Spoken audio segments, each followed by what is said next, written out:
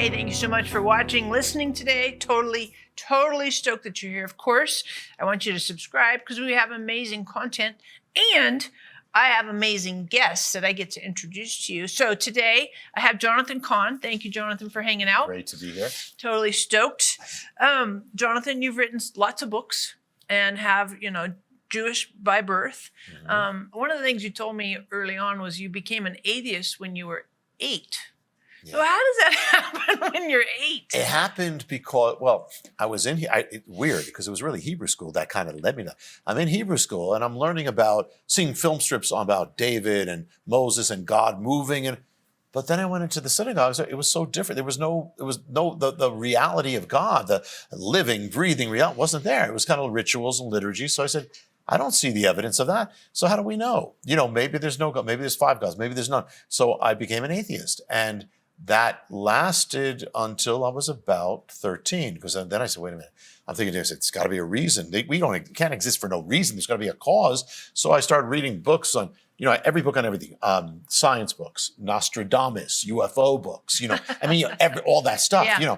And one day, but it's weird because God, he humored me because one day I pick up a book, and I remember that year they made it look just like the UFO books. Huh. They had the same writing, and I pick it up, and it's The Late Great Planet Earth by Al Lindsay, all about biblical prophecy. But God tricked me because he made it look like that. If it wasn't like that, I wouldn't have picked it up. I picked it up, and it says Jesus. Well, Jesus was in all the other books, so now I'm open through the back door. I'm like, okay, all right. And it's saying like all these things the Bible said is coming true. I said, wow, I never heard about this. I didn't know this. The Bible had this. So I start telling my friend, do you know that the Bible said what's happening now? And I'm winning them to the Lord, but I don't know the Lord. I have a rock band. I'm doing what a teenager does. And so, that's when I finally, I realized as time's going on, I can't just be telling people about this, but I didn't want to live a life. I didn't want to live a life. I mean, first it was, okay, the Bible, then it's the only the Bible, then it's Jesus, because I'm looking at our Hebrew scriptures and Right. and it says the Messiah is going to be born in Bethlehem. I said, I thought that's Catholic. How did that get into our Bible? He's going to die for our sins. That's the Jewish Messiah. So I believed in my head, but I said, I don't want to follow, because if I follow, I have to check into a monastery and it's over. It's a monk, So I said, Lord, give me a long life. I'll make a deal and I will accept you when I'm about to die on my deathbed. So right after that, I almost got killed twice. First time was a car accident, miracle that I didn't get killed. Second time, I'm in a Ford Pinto. They used to blow up. You touch them the wrong way, they blow up. I'm heading to a train track at night. The light's going on, but cars are crossing. So, well, maybe it's broken, or maybe the train already passed. I said, let me go up. And I go up. I see a light. It doesn't look like it's moving because I'm right on the track. It's going head. It's the train head on. And I said, well, maybe I'm a little bit too. This is a little bit more detail. Maybe I'm a little bit too close. So, maybe, probably not. But just because I start backing up, but now there are headlights in the back of me. So I back up about a foot, but I thought I was being extra safe. I'm still in the path of the train. The train comes, plows into the car. The car becomes like aluminum foil. Wow. Goes up. I call out to God at that moment. Car is destroyed, and I don't get a scratch.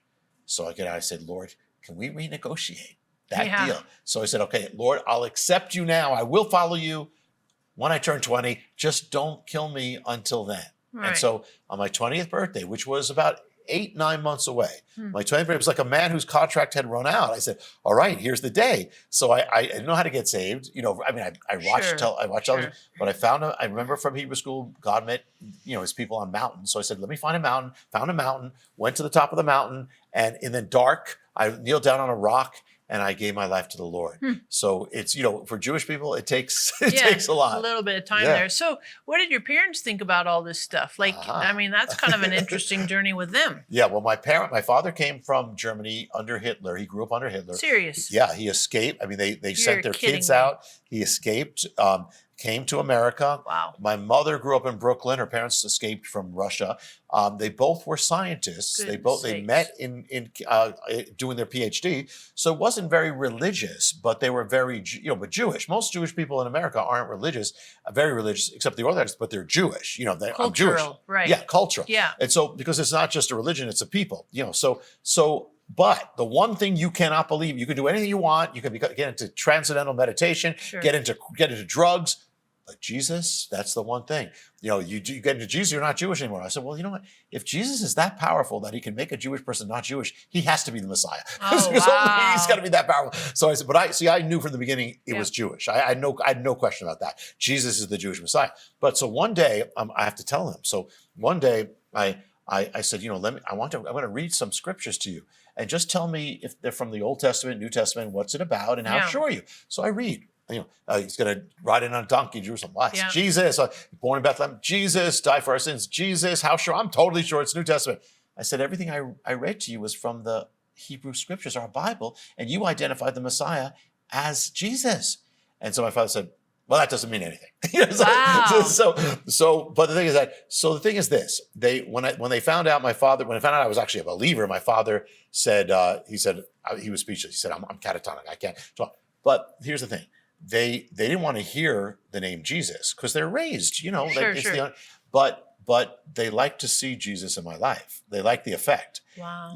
And so there was an openness. So first it's shock, but it's the presence of Jesus hard to not like. Sure. Yeah. Kind of addictive. Yeah. Very much Yeah, addictive. yeah, So, Jonathan, what do you do to kind of relax? This is the most relaxing thing right now. Serious? Well, what do I do? My goodness. You know what? It's weird. It's going to sound weird to you, but actually when I write, that's relaxing because I'm a pastor too. I'm a Messianic rabbi pastor. And I'm doing all that. If I get time to write a book, I am like, wow, but I walk, I exercise, I exercise, have a dog, we walk around. Yeah.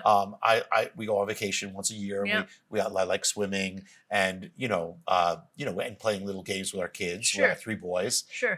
So yeah. And you like swimming. Do you do And watch laps movies. and that kind of stuff? No, we just have fun with swimming. But, just chill out. But I don't really reveal these things here, but I'll do it. Is that one of the things I exercise is that because of time, I'm typing on my laptop and I'm jumping up and down while I'm typing. So that's how I get that done and I do that. So I'm jumping up and down. In the hotel room, I'm jumping up and down. Mm-hmm. Yeah. That's pretty cool. What kind of dog? A Bison Frigé, little white, fun dog. They love people. Yeah. Love people. Yeah, we got them because it was either have another child or get a dog for my wife. So we got the dog, and then we had another child anyway. So wow. Yeah. So that's fun. We have three boys. Any other pets at home? No.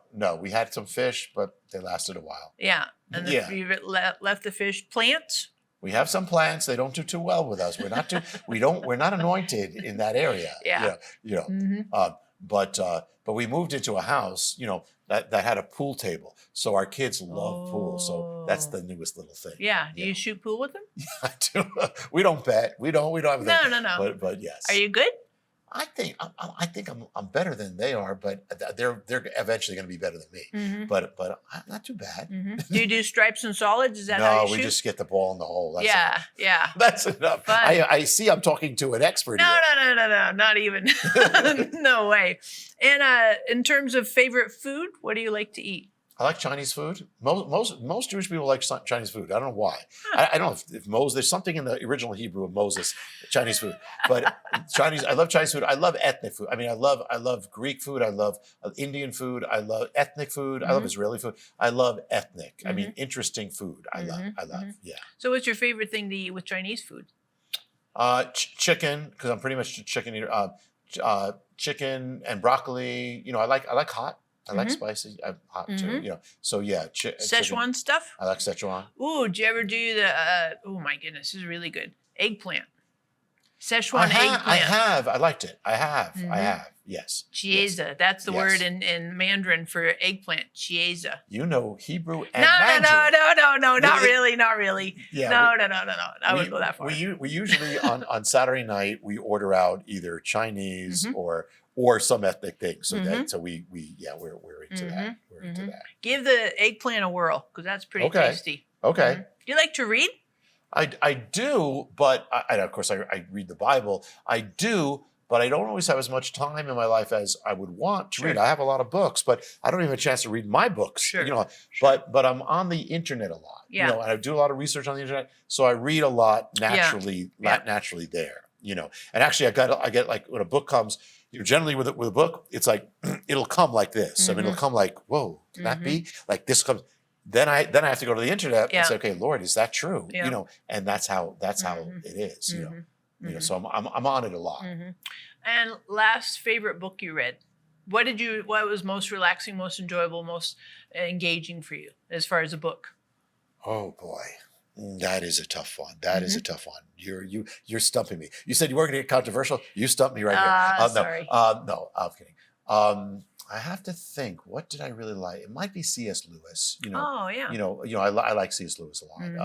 I'm trying to think of my favorite. You know what else I like? You know, but books to read. Do you remember? Do you know Richard Wurmbrand? Yeah. Yeah.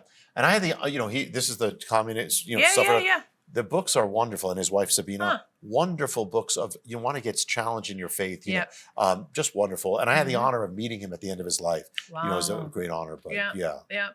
And then, as far as C.S. Lewis, what's your favorite C.S. Lewis book? I like his Apologetics, like Mere Christianity and others, but and Problem of Pain. But I also like The Great Divorce.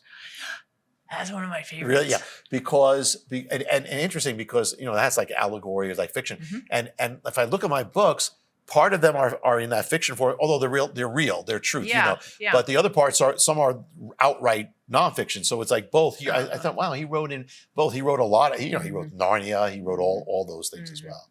So yeah, totally. Did you ever read the science fiction trilogy? The Prolandra. Yeah. I have not. Have you? Yeah. Do you like it?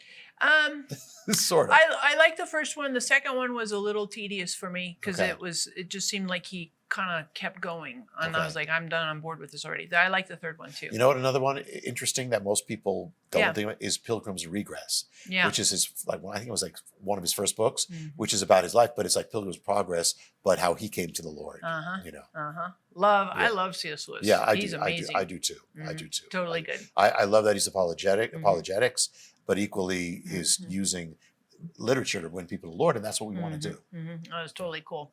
Well, thank you so much for watching. Of course, I want you to hit the notification bell right there. Keep posted on content. Thank you for subscribing. And here's my question to you. Who is your favorite author? Might be Jonathan Cahn. Hello. That's kind of fun. Who is your favorite author? And, I have to finish with our magnificent favorite jokes. We always love these. I'm saying dripping with sarcasm. Why can't drummers come back from retirement? Drummers can't come back from retirement because there will be repercussions. Oh my goodness. I know, it's going to get way better on the next one. You need counseling after this just for that joke. Exactly. God can help and redeem you and restore you. You'll be fine.